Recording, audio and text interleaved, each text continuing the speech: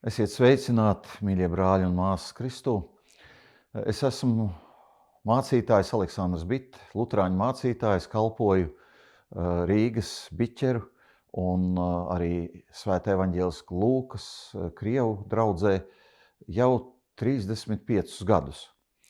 Un arhibīskaps mani aicināja teikt kādus vārdus sakarā ar to nemieru, kas ir izcēlies jaunā Bībeles tulkojuma sakarā. Un kāpēc arhibīskaps lūdz tieši mani? Tāpēc, ka laikam es esmu palicis vienīgais, kas šajā darbā bija no paša sākuma līdz pašai pēdējai dienai. Tātad es esmu cilvēks, kas no iekšpuses labi pārzina, kā tas ir noticis, un tāpēc arī varu par to runāt. Kā saka mūsu kungs un pestītājs, turiet sāli sevī un mieru savā starpā. Un tas jau nav nekas jauns, ka kristīgā baznīcā un it īpaši pie kādām svarīgām un nozīmīgām lietām ļaudis tiek mulsināti un kur kādreiz pat mīļi brāļi nonāk pie kādiem asumiem un nesaskaņām. Es ceru, ka tas viss izlīdzināsies un ļaudis varēs ar prieku un sev par svētību arī lietot šo jauno tulkojumu, par kuru es tagad šajā īsajā brīdī, kas man ir atvēlēts, gribu pateikt tikai pavisam nedaudz lietas. Pirmkārt, šis tulkojums notika ļoti lēni un ļoti pamatīgi. Tad, kad tika šī tulkojuma pirmā daļa noslēgta, tika izdotas tādas atsevišķos izdevumos Bībeles daļas. Tās bija evaņģēlija un apustuļu darbi vienā sējumā, tad apustuļu vēstules un Jāņa atklāsmes grāmata atkal atsevišķā sējumā, tad deuterokanoniskās jeb apokrifu grāmatas atkal atsevišķi, tad Bībeles vecās derības dzejas grāmatas arī atsevišķā izdevumā. Ar kādu nolūku?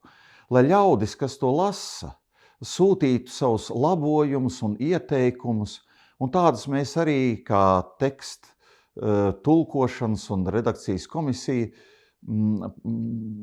saņēmām lielā skaitā. Tiešām tie bija no dažiem cilvēkiem simti dažādu ieteikumu, kur rūpīgi iedziļinoties Bībeles jaunajā tulkojumā un kādos citos tulkojumos, kas viņiem bija pieejami. Šie ļaudis teica kādas lietas, ko viņu prāt vajadzētu mainīt.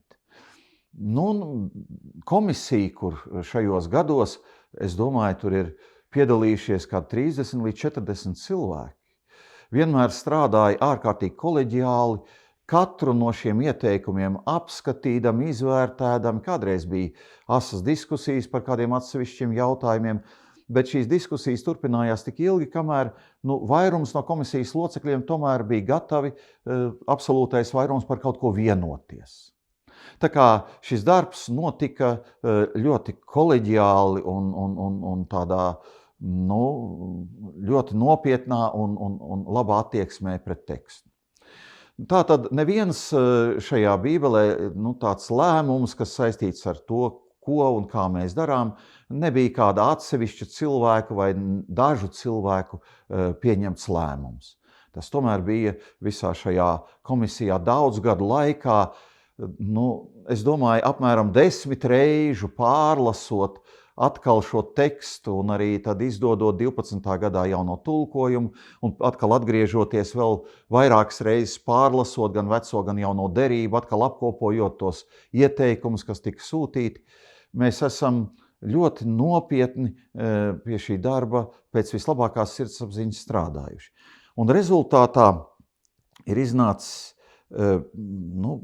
brīnišķīgs vēl viens tulkojums mūsu tautai, kas ir konservatīvs un jāteic arī tāds, kur daudzas lietas ir kā tāds īpašs pienesums arī visā Bībeles tulkošanas, skatoties tādā plašākā kontekstā. Un ir iznācis tāds izdevums, kurš ir ļoti noderīgs padziļinātai Bībeles studijai. Gan draudžu locekļiem, gan mācītājiem. Un, protams, ka viņš ir atšķirīgs no iepriekšējiem tulkojumiem, tāpēc tas ir jauns tulkojums. Mēs jau neņēmām, nepārakstījām vai Gliku vai Londonas 65. gada izdevumu. Jāteic, visgrūtāk bija tieši viņi distancēties no tā, kas jau galvā, sirdī, prātā sēž. Ļoti grūti ir no tā kā distancēties un pavisam jaunu tekstu radīt. Bet mēs esam centušies.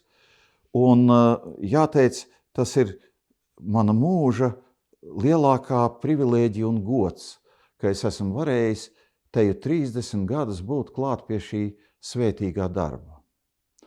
Un es domāju, ka tad, kad norimsies visi tie nemieri un satraukumi, un droši vien, ka daudzas lietas būtu varbūt padziļinātas, skatāms un uz kādiem iebildumiem būtu tad īpaši atbildāms, un es esmu gatavs to jebkurā laikā arī darīt, bet kā ļaudis būs priecīgi un teiks, cik labi, ka mums ir vēl arī šī latviešu bībele, šis brīnišķīgais tulkojums, lai Dievs svētī.